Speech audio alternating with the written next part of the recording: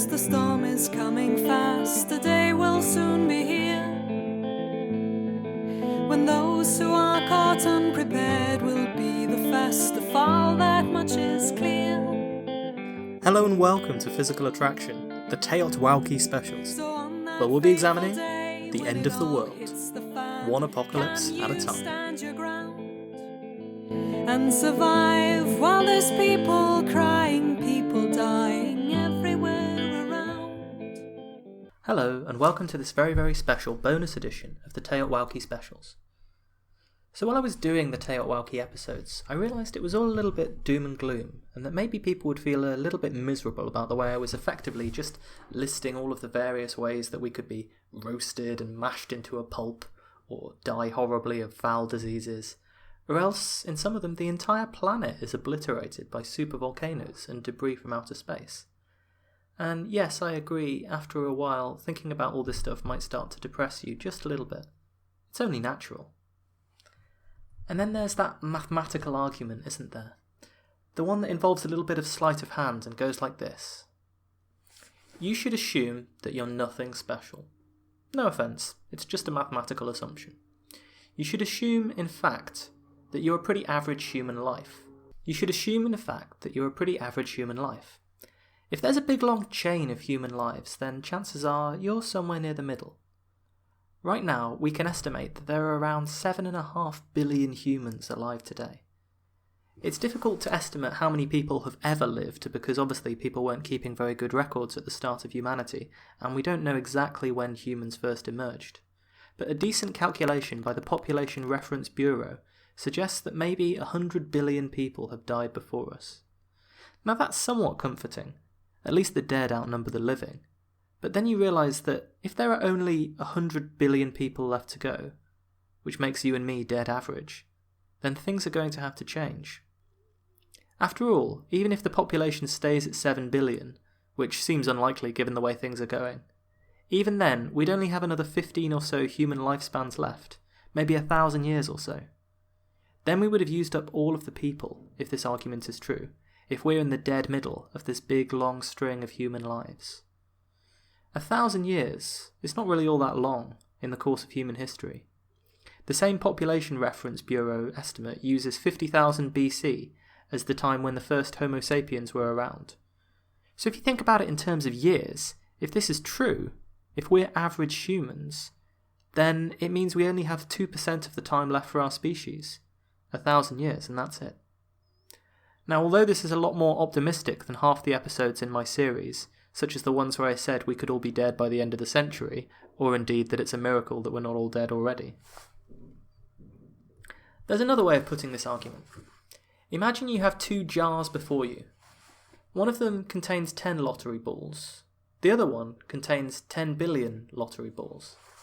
They're all numbered 1, 2, 3, 4, and so on, right the way up to 10 billion. Imagine if you pick a ball out from one of the jars without knowing which jar it is. You look at the ball and it says 7. Then you must think, wow, I almost certainly picked the ball from the jar with just 10 balls. Because if I picked from 10 billion, what are the chances of me just being the 7th ball? Those jars are like models of the human future, and the ball you picked is your life. In one model, humans are going extinct fairly soon, so the number of humans that will ever have lived will be around 100 billion, and you might be the 70 billionth human ever to have lived. In the other, though, humans get past our difficulties and manage to spread through the galaxy. In this case, you might expect, there's no reason why there couldn't be a ridiculous number of humans. Imagine the populations of thousands of Earths evolving and changing and growing for millions of years. We know that this is at least theoretically possible, we can imagine it, and it makes sense that this is probably what will happen if we carry on without some existential crisis along the way. You can call it a manifest destiny for the cosmos if you like. Maybe in this scenario, there would be 1 trillion humans who ever live, and in that case, only being the 70 billionth human is very unlikely.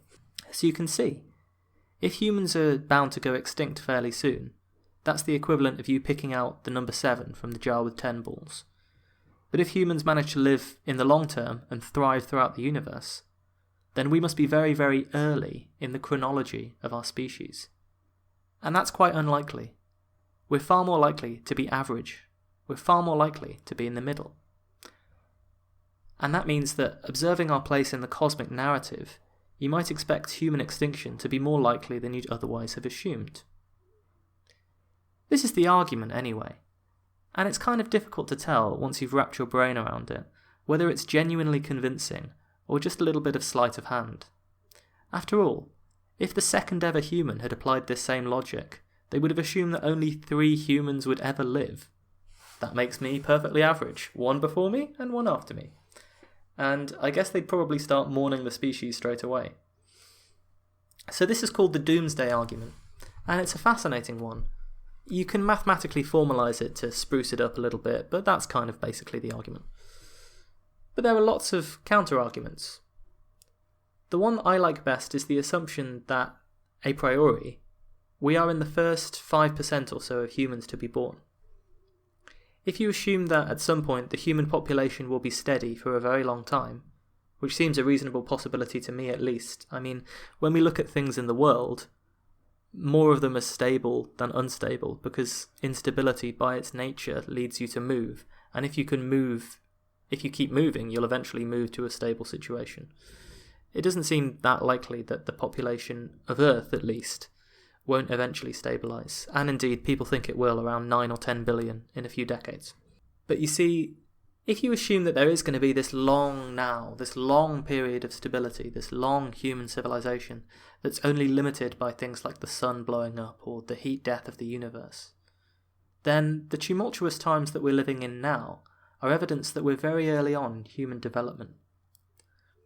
After all, if our species is going to survive and spread amongst the stars or anything like that, then it should be clear that we're really very early in the human development. After all, modern and effective medicine has only really existed for a few hundred years. In other words, we're still adjusting to the scientific, technological, and environmental, and also social developments that have made the eventual steady state of human population possible. We're early in the timeline. And if you buy this argument, then the doomsday logic just kind of reduces to whether you think humanity can survive in the long term, for hundreds of thousands of years. And then, since that era has clearly not started yet, the era where we can live for hundreds of thousands of years, you can argue that this doomsday logic doesn't apply. The point is that people predict the end of the world all the time. I guess we all want to be those special humans who get to witness the end of everything. Especially if we believe that there's some chance we might get to say a final, glorious, "I told you so" to all the naysayers and doubters, before the Earth is engulfed in a fiery ball of death. As you might have noticed, though, every end-of-the-world prediction so far, at least the ones for dates that have happened, has spectacularly failed to be correct. At least that is the ones for dates before now. Usually, I don't think it's very fair to laugh at people for being wrong, because being wrong is almost always the first step towards learning anything. But predicting the end of the world is a pretty bold prediction, and it leaves you with a massive amount of egg on your face when it all goes wrong. So let's explore some of the failed prediction stories, what they thought would happen, how it didn't happen, and what happened next. Maybe laughing at how badly wrong predictions have proved to be will make us all feel better, who knows? And maybe 1,000 years in the future, some poor future historian will find my podcasts, and they can all have a good laugh at my expense. And so the cosmic ballet of mockery will come wheeling back around to bite me in the butt. So while I was researching this article, my eye was naturally drawn to the fact that, as I write this, the end of the world is incredibly close. I wrote at the end of July, and according to no less reputable a source than the Sun newspaper, the end of the world is going to occur on August the 21st, 2017. Which means, given my current release schedule, you'll never hear this episode at all. Rather sad, really. I might as well stop writing right now. In fact, even as I record this, which is happening finally in September of 2017, there's a rumour that this weekend the 10th planet is going to crash into the Earth. Never really heard much about that, but okay. So anyway, back to August. What was going to cause the end of the world? Well, a solar eclipse, apparently. Namely the solar eclipse that will affect much of the UK and North America on August the 21st, 2017. quoting from the Sun newspaper, the aforementioned rag, quote, "Conspiracy theorists have pointed to passages from the Book of Revelation to support their predictions," the Daily Star reported. "They have highlighted passages describing a woman clothed in the sun with the moon at her feet.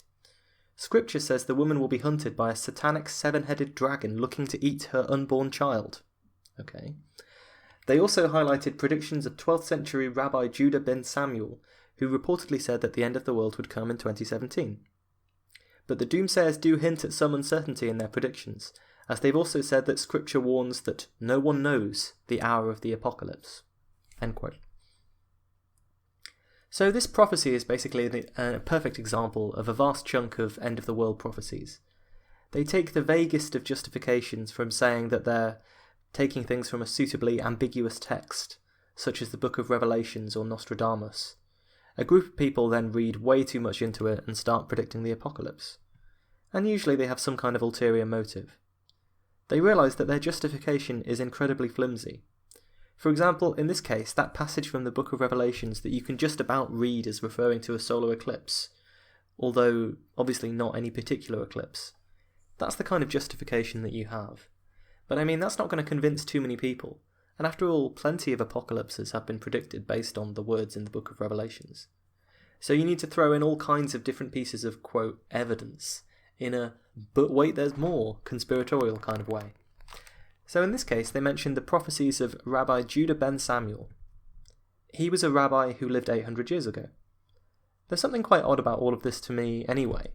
I mean, if someone shows up today and says they have special information about when the world's going to end, they're usually dismissed as a complete crackpot, even if what they say is based on things that might be scientifically plausible. And after all, if someone is going to get special knowledge somehow that the end of the world is nigh, wouldn't it make sense for them to get that knowledge pretty soon before the apocalypse? It just seems bizarre that people would somehow find a prophecy more credible just because it happened a long time ago. I mean, if you predict that the world will end in 2800 tomorrow, and then in 800 years' time people get all excited, I guess you'd be quite surprised, wouldn't you? In this case, though, they can point to a long track record, because apparently Rabbi Judah ben Samuel also predicted that Jerusalem would be conquered by the Ottoman Turks, held for 600 years, then in no man's land for 50 years, then recaptured by Israel for 50 years, which broadly fits with modern history, and then somehow the end of the world happens after that, or something? Except, of course, that when you actually look into it, the Rabbi Judah ben Samuel said no such thing. It's just one in a great line of people who've been manipulated to try and make prophecies look more realistic by sprinkling in some true information at a later date. There's actually no source earlier than 2008 for this particular translation of the rabbi's works, the one that includes all of these prophecies about Israel and then the end of the world. Chances are he never said it. So not only is the justification for the apocalypse not particularly convincing anyway, but it also turns out to be entirely fictional. So there you go. Congratulations to the Sun and the Daily Star, who, in some valuable columnatures read by thousands of people, instead of trying to educate the public in some way, have just given rise to this wild conspiracy theory in the hope of selling a few more papers. And they'll continue to do it probably until the end of time, until science and mysticism become so confused in the public imagination that there's no wonder people don't believe in things like climate change. One of the things I enjoyed most about looking into this particular rumour was that there were a load of articles debunking it. A lot of these articles seem pretty factual, rational, and well researched, until right at the very end. Then they revealed that the obvious reason that this prophecy is clearly false is that, of course, only the person who wrote the article knows the true date of the end of the world. It's amazing how many conspiracy theory websites do this. They debunk other conspiracy theories to make their own seem more plausible. I guess maybe they should assume that anyone looking this stuff up is already end of the world curious, and so maybe they might be susceptible to a slightly different flavoured brand of nonsense. I guess I can understand why a lot of people would want to believe that this stuff is true, because in researching the end of the world as we know it, I felt it would be neat to be part of that special generation that believes the end of the world is nigh. And of course, I can't really skirt around this any longer. There are a lot of people out there whose religions say that at some point there's going to be an apocalypse or a judgment day or a rapture or a second coming, a millennial event. something that's going to be the end of the world as we know it, regardless of whether you think it's going to be good or bad for you. And a lot of them believe that this event is going to show up and, result in paradise for the faithful. So, according to an oft-quoted stat, 40% of Americans believe that Jesus is returning within their lifetimes. If that is something you believe, then I can see why you'd want to start to look for any possible sign that it's going to occur. But this has been the case since the very start of Christianity, where the original beliefs amongst early Christians were that Jesus' return would be imminent. As time passed, it became less and less clear that it was, in fact, imminent. I don't want to go too far to offend anyone who believes this, but what I will say is if you do believe in a second coming at some point, you have to agree that a lot of people who don't really know when this is going to happen are rather making fools of themselves by constantly predicting it, when presumably the point is that it comes pretty much unannounced. It was maybe, possibly, presumably predicted in the Bible, but the idea that a few people would be able to figure out the date while everyone else remains clueless surely seems a little bit odd. So, for example, one of the groups that discusses this stuff is a Christian news organisation called Unsealed. At least they call themselves a news organisation. And they describe that what they're actually predicting is not, in fact, the end of the world per se, although it would fit under my definition of TEOTWAWKI. On their website, they have a very long letter to those left behind after the rapture, when they believe that all the righteous will instantly vanish and go to heaven, explaining that in the next 7 years, the Antichrist will appear as a charismatic world leader, sign a peace treaty with Israel, and proceed to lead humanity into eternal damnation until they repent, etc., etc. It's quite interesting, that this website is quite far to the right, and yet they have this idea that the Antichrist will be a charismatic, world-changing world leader who will sign a peace treaty with Israel. So, we have a new charismatic world leader. Like him or not, a lot of people would say he's got some sort of charisma to get to his position of power. And he is pro-Israel. But since he's Donald Trump and he's a Republican, they're not willing to identify him with the Antichrist, even though he probably fits the prophecy better than any other world leader you can point to at the moment. So their website is very cute. They have a rapture index, along with a lot of other websites, that determines how close they think this is to occurring. It's currently set at 9.2. Another rapture index I found has basically been predicting the rapture on and off since 1990. You might think that I'm being unfair. After all, there is another famous doomsday clock, the Bulletin of the Atomic Scientists' Doomsday Clock, and that is an attempt to measure how likely and how imminent the end of the world might be. And this doomsday clock has always been dramatically poised at a certain number of minutes to midnight, which is always suggestive that the world is about to end. It started at 7 minutes to midnight in 1947, as fears about nuclear weapons grew. It spiked to 2 minutes to midnight in 1953 when the Soviets got the bomb. It relaxed a little over the years of the Cold War, as arms treaties got signed and the stalemate came in. You have to remember that at the start people didn't necessarily realise that there'd be such a thing as mutually assured destruction. It might have seemed like either side was going to launch an attack on the other at any moment. And who would have thought that the situation in Berlin, where the city was divided by a great wall, would be stable for as long as it was? That seems like a flashpoint for conflict if ever there was one. But then Reagan came, and the doomsday clock started freaking out again as his tough rhetoric had both the Soviets and apparently the Bulletin convinced that he wanted to win the Cold War with a nuclear strike. So this was in the 1980s. And in fairness to the doomsday clock, those two very near-miss incidents with nuclear weapons, the Petrov incident that you might remember from our episodes on nuclear weapons, he had that heart-stopping moment when he saw all of the nuclear missiles flood across the screen. And that did happen in 1983-4 when communications were icy and the clock was at 3 minutes to midnight. For such a Cold War-obsessed doomsday clock, it relaxed massively to 17 minutes to midnight with the collapse of the USSR in 1991. And it's steadily crept back up since as new forms of instability, terrorism, global warming, and a lack of nuclear disarmament have dashed the post-Cold War hope. It's currently set at a rather alarming 2.5 minutes to midnight, the worst since the height of the Cold War. So, they are dramatically predicting the end of the world too, to be imminent. And it's only because they're the Bulletin of Atomic Scientists that I'm not having a go at them. Or maybe neither side is in fact making a concrete prediction, but they're both using their own metrics to indicate how likely they think something is going to happen. Unsealed has been predicting the rapture since at least 2013, but they've only recently stuck a specific-ish date on it, September 2017 or thereabouts. By the way, I'm recording this with a week to go in September 2017, so if you don't hear it, maybe the rapture happened, or maybe you'll notice that this website quietly drops their specific prediction, as so often happens. Every time anything happens in the news, including Trump and Brexit and everything else, it somehow becomes evidence for the rapture and linked to vague passages and revelations. They spent 8 years saying that Obama's presidency was sending America into decline and that this was a sign of the rapture. And then on the day Trump got elected, the guy is changing his story, saying that actually many Bible passages say that the rapture will come out of the blue when things are looking perfectly fine, which for this guy means that Trump is in the White House. One of the signs of the imminent rapture is even that people are saying, "Where's the rapture?" which would be at pretty much any time it's not the rapture.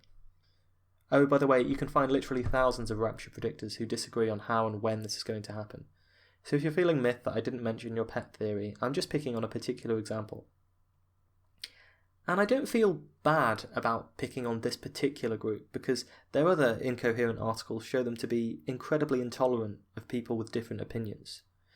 And I guess that's fine. I mean, you can believe you're right and be intolerant in your own free speech space, but if you're predicting the end of the world and being intolerant of people with different opinions, then you do set yourself up to be laughed at when you're wrong. And I'm happy to do that. Again, I would say that if you do believe the rapture will happen, then having a whole bunch of people out there predicting it without good cause is bad for business, surely. And obviously all of them are trying to make money somehow through advertising revenue or through selling books or survivalist courses or whatever else. And of course it should be pointed out, this is not a new problem. It happened in 66 AD, 365 AD when a bishop announced it, 400 AD when another bishop declared the Antichrist had already been born. Sextus Julius Africanus predicted the end of the world for 500 AD. He later changed his mind to 800 AD. Equally wrong, but he was smart enough to pick dates after he would be dead so no one would laugh at him. The year 1000 AD was a big year, obviously, because apocalypse predictors love round numbers and the millennium. A lot of people got very upset about that. I'm not going to list every false prediction, but it's noticeable that the list gets much denser towards the last few centuries, until there's practically a prediction for every year the last few centuries. This probably has less to do with modern people being more inclined to predict the apocalypse, and more to do with the fact that more of what people said was recorded. There's not an awful lot of reason to continually document in the histories, "On this day the world was supposed to end, but didn't." Thanks a bunch, Father Dougal Maguire. Recording that for all eternity, back when writing was at a premium and there weren't too many people who could do it, doesn't make a lot of sense.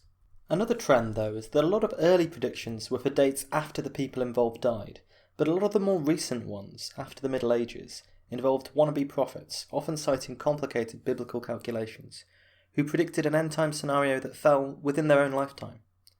And quite often they had legions of followers who were convinced that the prophecy would come true, and did as they were commanded by their leaders. In 1524, a group of astrologers predicted that the world would end beginning with a gigantic flood in London, and 10,000 Londoners ran up a hill for safety, and presumably to avoid the flood, so that they could die along with everyone else in the main apocalypse event. So when the predicted apocalypse, didn't quite materialise, the astronomers decided that the best course of action was to shift the date forward by 100 years. Sorry everybody, Brian forgot to carry the one. Of course, it helps that none of you will be alive to be proved wrong to be a second time. Even the great Renaissance painter, Botticelli, was predicting the rapture and the end of the world. He believed he was living in a time alluded to in the Bible called the Tribulation, which is a period of great upheaval and suffering. This has been a very rich area for biblical rapture predictors, because you can see that there are plenty of times in history that people have looked around and said, well, things seem pretty upheaval-y and suffering-y. I think we're living through the tribulation right now, including for some people the last few months. A professor of theology at the New York Times put it best when he pointed out that these apocalyptic predictions can actually distract Christians from their quoted mission of redeeming the world.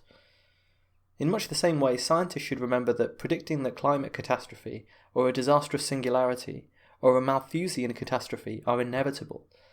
Well, this doesn't spur people to action so much as explaining how these things might be prevented. Our message should always first be, this is what you can do to change it, this is what you can do to stop it, as opposed to the doom and gloom motivations alongside those things that often get more press. In a lot of cases, though, people who predict that the end is coming do genuinely believe what they're saying, even though time and time again it's been proved wrong. But a lot of the time, people who predict the end of the world have ulterior motives. I've been cruel enough about the doomsayers who haven't yet been proved wrong. Let's look at everyone else. A classic example of a genuine prediction that later became this sort of charlatanism was during the Anabaptist siege of Munster in 1534. So the Anabaptists were one of the sects that spread out of the initial translations of the Bible. So the Bible was this sacred book for hundreds of years, and it was in Latin, which meant it was only able to be read by an upper class of clergy and people like that. But then in the 1500s, alongside the invention of the printing press, there was the translation of the Bible into languages that were more commonly spoken, such as German. And this basically sparked what we now know as the Protestant Reformation. A great many people read the Bible for the first time, and they came up with alternative interpretations to the one that they'd been taught by the Catholic Church. Some of these were mainstream and have formed modern-day Protestantism, but some were downright apocalyptic. The Anabaptists gathered in Munster in Germany under the leadership of their charismatic leader Jan Matthias. He said that he believed visions from God had told him that the apocalypse was coming soon, and that only the city of Munster, the New Jerusalem, would be spared. The city ended up being besieged by the authorities in Germany, who were a little concerned that it had been taken over by a fringe of extremist radicals. Now, Jan Matthias was clearly an example of a doomsday prophet who genuinely believed what he was talking about. He received another message from God, and he rode out into battle with a few dedicated followers against the besieging forces. He believed that he was the reincarnation of a biblical figure, and that he'd win a miraculous victory. But in the end of the day, he and his 12 followers were not destined to conquer the besieging army of hundreds of soldiers. It didn't work out. He was killed and dismembered. They stuck his head on a pike and nailed his unmentionables to the door of the city. And then, at this point, there was understandably considerable panic amongst the people of Munster, who were maybe slightly less convinced that this whole Anabaptist thing was a good idea. After all, suddenly it might not look like the apocalypse was going to arrive for the whole world just for them. And suddenly it looked like God wasn't really on the side of Jan Matthias either. It was at this point that Jan van Leyden, another Anabaptist leader, stepped up to the plate and took up the role of apocalyptic prophet. And while he may have believed in some of the prophecies of Matthias, he wasn't above using the apocalyptic predictions and the legion of followers to his own advantage. Like that time he insisted that, in order to greet him, God needed a certain amount of finery and gold, so everyone should turn over their good clothing and jewellery to the new king of Munster. All that time he was caught in bed with a serving girl and immediately declared that God wanted everyone to be polygamous and take many wives. You know, like in the Old Testament, right? When the city ran out of food, Van Leyden reportedly told people that the cobblestones would be turned into bread for them. All the while, his personal charisma, the promise that the end was soon nigh, and that none of the things that seem to be rather important right now, you know, the besieging army starving to death, were going to end up being remotely important. That's the thing about the end of the world. It's a pretty good trump card if you want to persuade people to do things that they might otherwise be a little bit reluctant about. And so it proved for Jan van Leyden, who lived it up like a king for a few months during the siege of Munster. The end did come for him, of course. Eventually, the Anabaptists were betrayed, the city was recaptured, and he personally died a rather awful death. You can look it up if you're interested. The details are rather gruesome. So, you know, that was one particular failed prediction that had some pretty disastrous consequences for a lot of the people involved. Many of them gave up their possessions and jobs to travel to Munster, the Anabaptist paradise, and many of them lost their lives in the ensuing siege and recapture of the city. Jan van Leyden may have enjoyed his time as King of Munster, wearing lots of jewellery and taking lots of wives, but it came at a terrible cost. But it's worth remembering that even some of the more mainstream figures of the Protestant Reformation shared this conviction that the end of the world was coming soon. Martin Luther, for example, he of the famous 14 Theses. A more modern version of a very similar story involves Roland Wineland. He founded a splinter sect called the Church of God, preparing for the coming of the Kingdom of God. This happened in 2000. In 2008, he hopped on the 2012 bandwagon for the end of the world that you probably all remember, and set May the 27th, 2012 as the date for his apocalypse. His motivations might be a little clearer when you learn that he was eventually imprisoned for tax fraud and was found to have diverted an awful lot of church funds into offshore bank accounts, despite claiming that the money was just resting in a Swiss bank account. He ended up with a hefty fine of $250,000 and 4 years in prison. When the May 27th prophecy failed, at first Roland seemed to tell his followers to move on, but then later he changed his mind and said that the prophecy had in fact come true, but that the end of the world would take a year to unfold. So this is really similar to some things that happened during the Siege of Munster and in plenty of other apocalyptic events. During the Siege of Munster, Jan van Leyden had predicted a particular date, and he said that on this date, everyone in the city would be saved. Now, he sort of led them to believe that this was a physical rapture in the sense of the Revelations type predictions, so that their bodies would be physically removed from the city, which was under siege, and that they would be freed from their predicament. The day came, and obviously nothing happened. But Jan van Leyden took it in his stride. He came out and said that they had in fact been saved. Their souls had been saved, and they were now all guaranteed to go to heaven. And it was simply the fact that they weren't holy or devout enough that meant they hadn't realised the glorious thing that had happened. It's interesting this. I feel that you get into the psychology of cult belief and cult behaviour here a little bit. Because at this point, every individual listening to that speech from Jan van Leyden, or listening to that speech from Roland Wineland, who said that, in fact, the end of the world has happened and it will just take another year to unfold, they have a choice, don't they? They can either think, yes, I've been duped, I've been had, this is all obvious, this person is lying to me. In which case they have to admit their own foolishness, the embarrassment, the fact that in the case of Munster, they've given up their lives because they knew that they'd be killed by the besieging forces. And in the case of Roland Wineland, they'd been conned out of vast amounts of money by this man. Either they admit that, or they continue believing in the world that's easier for them to believe in. And I don't think we should ever, even when talking about these people, underestimate our own tendency to want to believe in the world that's easiest to believe in. We do it all the time. You're probably doing it now.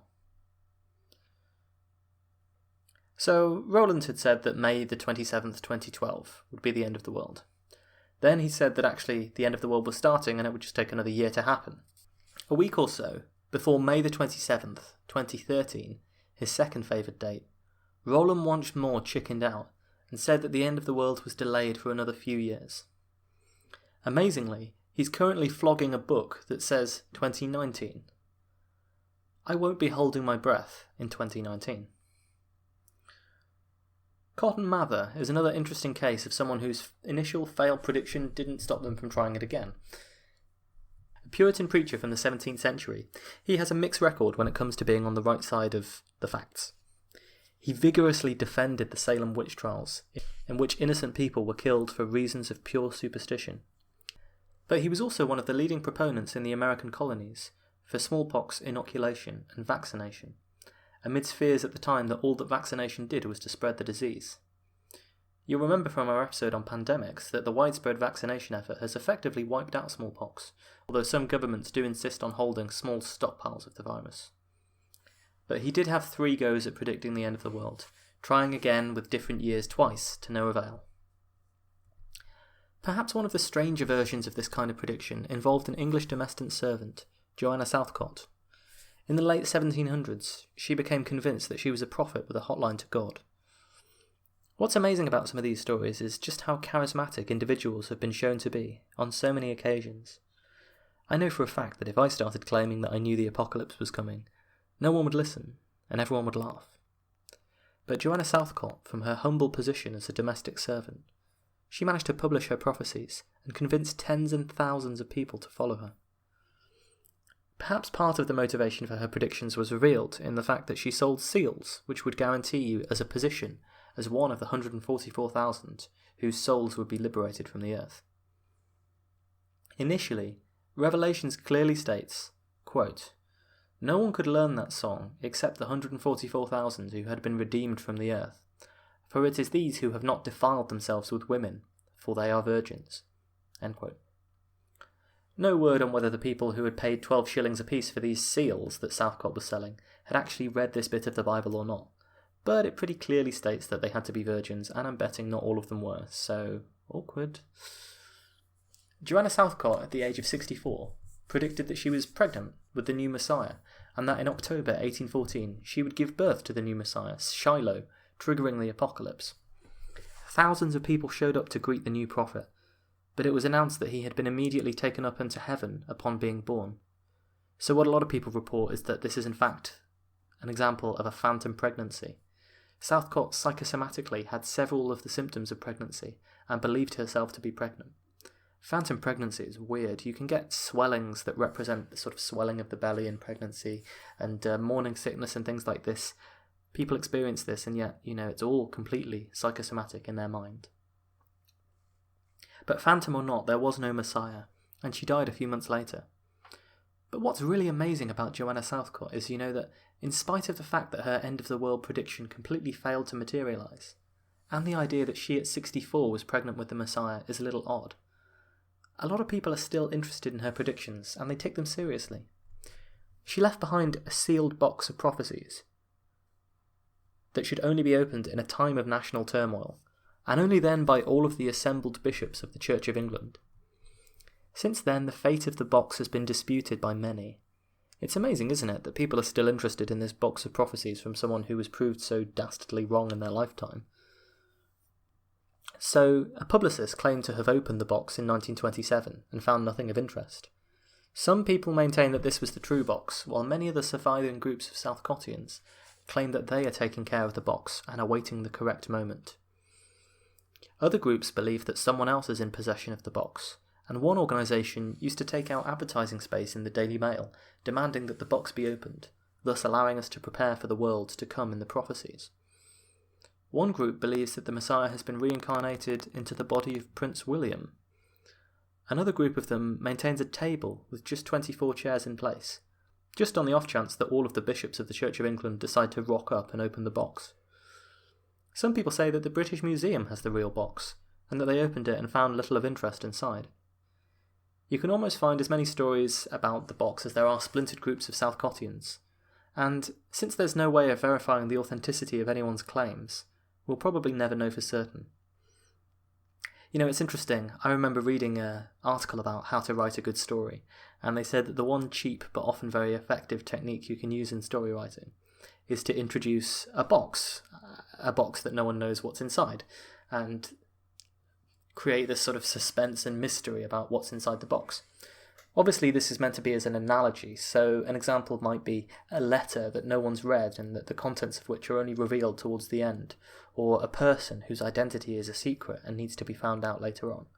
And you can think of all kinds of movies and films and books and TV shows that have exploited this. But in the case of Joanna Southcott, it was a literal box, an actual box, which no one knows what it's inside. So, I suppose this really explains the question why anyone was that interested in what Joanna Southcott had to say when she was so discredited in her own life. She was obviously a very good storyteller. Of course, end-of-the-world predictions aren't just a Christian phenomenon. Far from it. People don't just predict from the Bible either. Charles Manson, who was head of the grisly murder cult the Manson family, he made his apocalyptic predictions based on a bizarre interpretation of the Beatles' White Album. Why he thought that John, Paul, George and Ringo had the secrets of the universe, I have no idea, but he was criminally insane. There are plenty of superstitious societies that have fixed a specific date for the apocalypse, and some degree or other of mass panic has followed. The ancient Romans, for example, believed that Romulus, the mythical founder of the city, had been told that his civilization would last for only another 120 years, leading to widespread concern when the city reached its 120th anniversary. Rome went on to stand, and indeed eventually dominate the Mediterranean world, for centuries to come. Has anyone listening to this ever seen Plan 9 from Outer Space? It's widely considered to be one of the worst films of all time. Terrible editing, awful acting, and a diabolically rubbish script for sure. This is true of plenty of films, like for example the Transformers movies. But there are also some little facts about Plan 9 that just catapulted over the edge. Like the fact that the star, Bela Lugosi, died halfway through shooting and was replaced for the rest of the flick by the director's wife's chiropractor, who tried to conceal the fact that he, wasn't Bela Lugosi by wearing a big cloak over his head. It's about as effective as you're imagining. You really know you're in for a treat, though, when the narrator shows up at the start of the movie. I can't do the sheer weird desperation of it any justice at all, so I advise you to look up the video if you haven't seen it. But here's the script and my best impression of Criswell, the narrator of the Plan 9 from Outer Space movie. Greetings, my friend. We are all interested in the future, for that is where you and I are going to spend the rest of our lives. And remember, my friend, future events such as these will affect you in the future. You are interested in the unknown, the mysterious, the unexplainable. That is why you are here. And now, for the first time, we are bringing to you the full story of what happened on that fateful day. We are giving you all the evidence based on only the secret testimonies of the miserable souls who survived this terrifying ordeal. And the incidents, the places, my friend, we cannot keep this a secret any longer. Let us punish the guilty. Let us reward the innocent. My friend, can your heart stand the shocking facts about grave robbers from outer space? So I've loved this film for a really long time, but I had no idea that the narrator and Criswell Predicts were both a real phenomena outside the, batshit insane world of this movie. The man involved, who went by the stage name The Amazing Criswell, built his career on being a psychic and making often very inaccurate predictions. He wrote a book called Criswell Predicts, in which some of the predictions are pretty wild.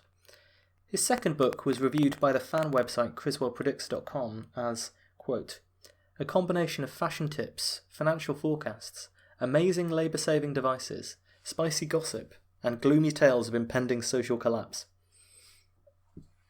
So a lot of them are your standard futurist fare, where you make false extrapolations.